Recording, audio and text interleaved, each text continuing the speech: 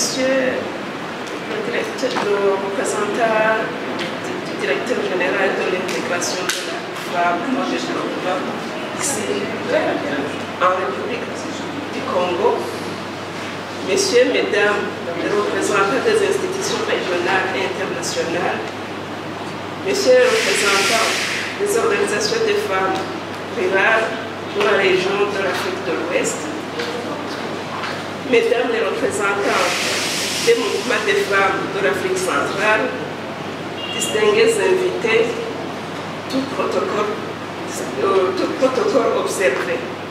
Bonjour encore une fois. L'honneur m'est choix d'être ici dans cette salle pour un atelier de renforcement des capacités des femmes leaders de la région de l'Ouest et de la région de l'Afrique centrale. Au nom de la présidente de la COCAFE Niger et en mon nom propre, je suis heureuse de vous accueillir dans cette salle de l'hôtel Edmond et vous remercier d'avoir honoré de votre présence dans cet atelier de renforcement des capacités des femmes leaders pour faire facilement le suivi de la mise en œuvre des instruments régionaux et internationaux sur les droits de la femme au sein de vos pays respectifs. Pour ne pas s'y attarder, la concertation des collectifs et associations de femmes de la région des Grands Lacs, qu'on appelle COCAFE en sigle, a été créée initialement par et pour les organisations des femmes de 3 pays, à savoir le Burundi, la République démocratique du Congo et le Rwanda, qui en son sein regroupent 11 collectifs, dont 3 au Burundi, 3 en République démocratique, 5 en République démocratique du Congo et 3 au Rwanda.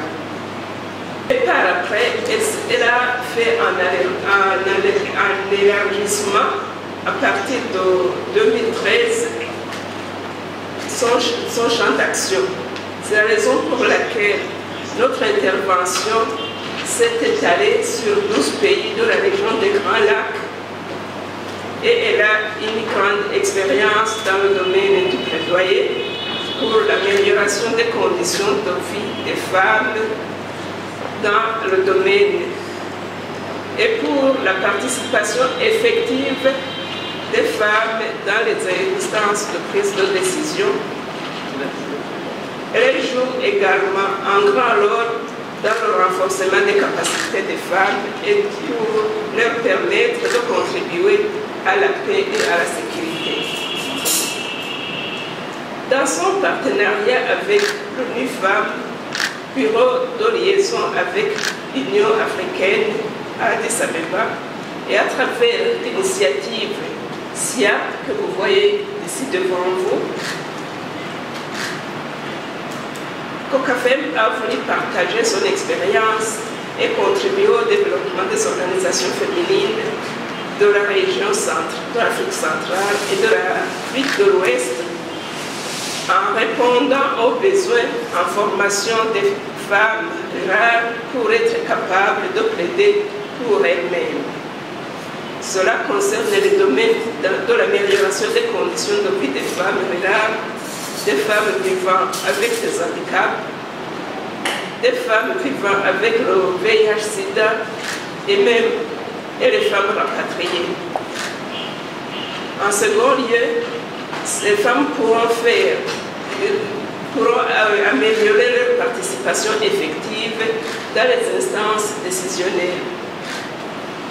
Et en se basant sur les instruments régionaux et internationaux qui ont été ratifiés par leur pays, mesdames et messieurs, cet atelier est une réponse aux gaps dégagés par l'analyse faite sur les besoins des organisations féminines et rurales des pays de ces 2 régions pour facilement suivre la mise en application dans leurs pays respectifs des instruments régionaux et internationaux en faveur de l'égalité genre. Cette étude a été commanditée par la COCAFEM-GL à travers le programme Initiative Spotlight dans le but de contribuer à la réduction des violences à l'égard des femmes par le renforcement des capacités des femmes leaders des organisations féminines et rurales et la création des espaces afin qu'elles puissent être capables de plaider pour la mise en application des instruments en faveur des droits de la femme. Mesdames et messieurs, tout protocole distingué, confiant dans votre engagement pour porter loin et plus haut la voix de la femme, afin que par les femmes et pour les femmes, l'Afrique soit un endroit où il fait bon de vivre, tant pour les hommes que pour les femmes, un endroit où les femmes et les filles sont protégées et s'épanouissent. C'est sur ces mots que je vous fais, que vous accueille, que vous soyez les bienvenus pour suivre cet atelier. Je vous remercie.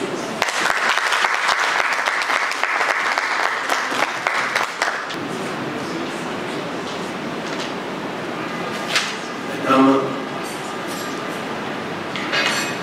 comme Madame vient de d'ailleurs dans le discours pour l'ouverture de l'atelier,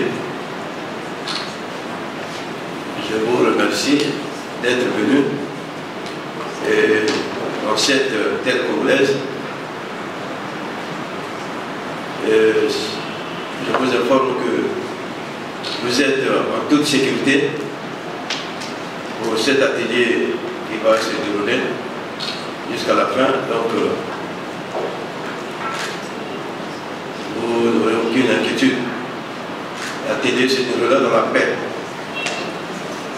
Je vous remercie encore. Bonne chance et je déclare ouvert les travaux de l'atelier.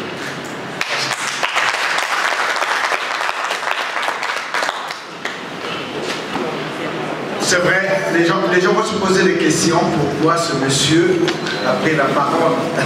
C'est dans le cadre de la masculinité positive que nous, au niveau de notre pays, le Congo, ce pays d'hospitalité est légendaire.